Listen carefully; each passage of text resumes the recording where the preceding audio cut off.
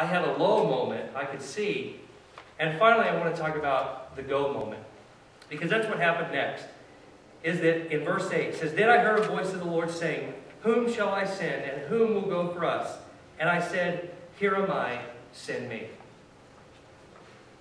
Once you have a woe moment, woe is me, the Lord then allows you to have a low moment.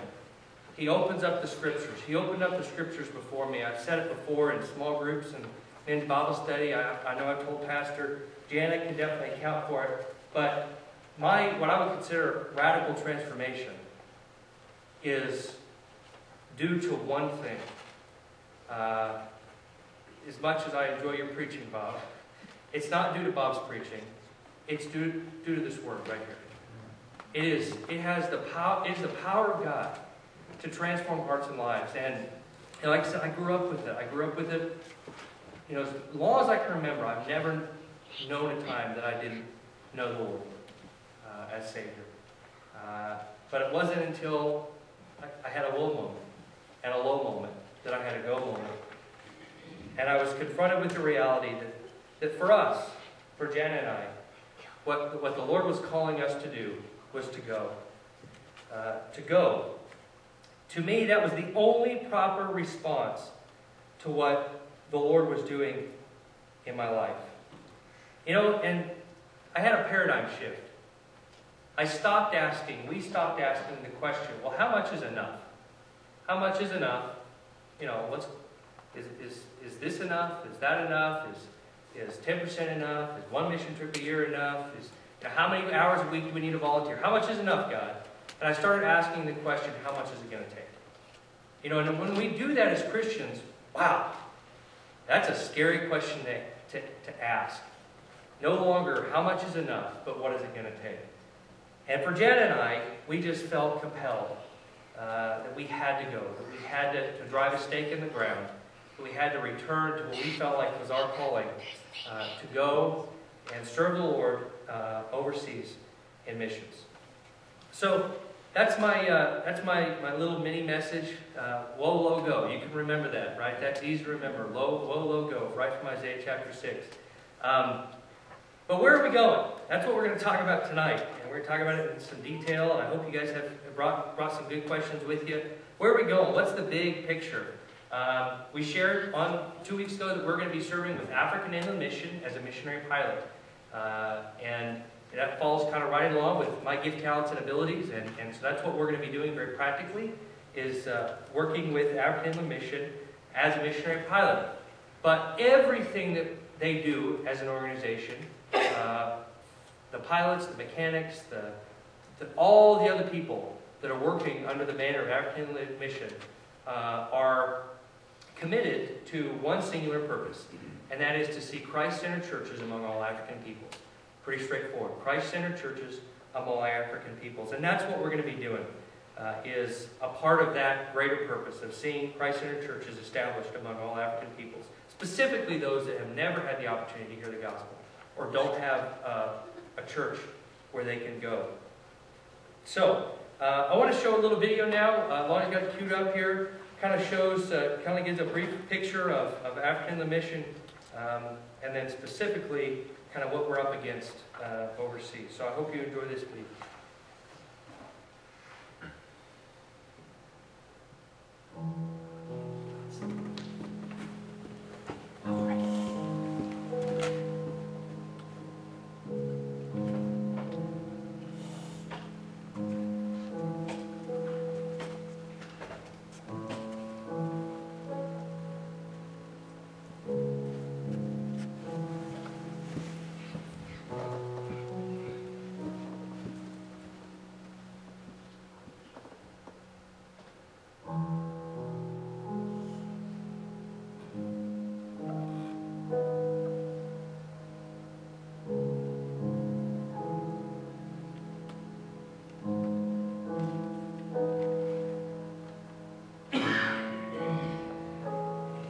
When I put on my sandals, I must first put on the right foot.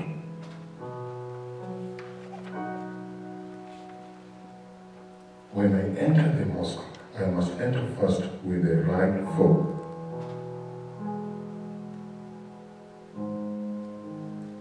When washing before prayer, I must wash my right hand, then left hand.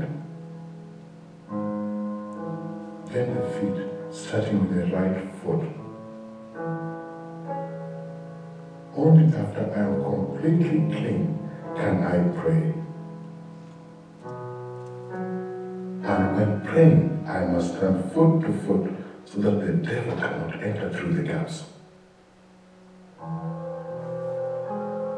5 times a day I pray and follow these rules because I am a Muslim.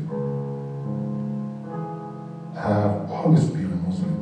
My family, my friends, everyone I know has always been a Muslim. We know of no other way.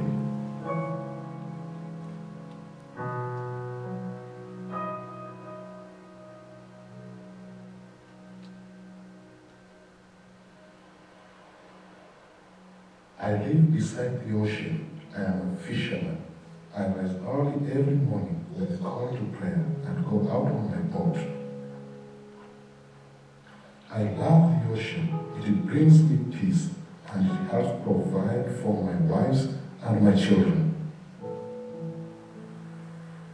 I return to sell my catch at the market.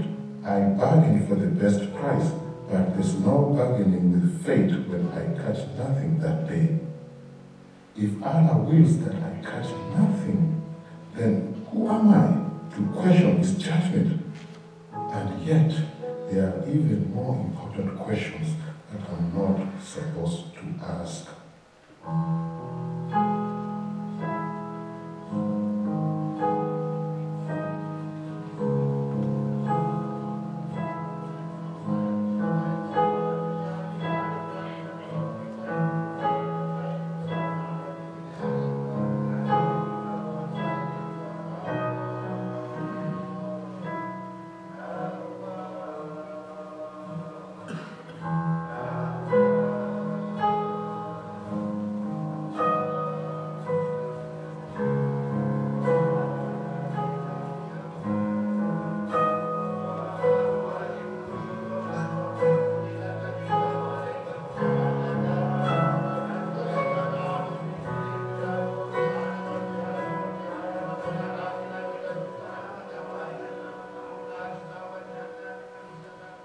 I hope I'm a good Muslim, for someday I will be judged by Allah. I'm fated to go to heaven or to hell, but I cannot know which. It's a terrible thing not to know if my life of following the rules of Islam will be good enough. I try hard, I say the Shahada, I do the prayers, I give to the poor, I fast, but is it enough to earn Allah's mercy? I cannot know until it is too late.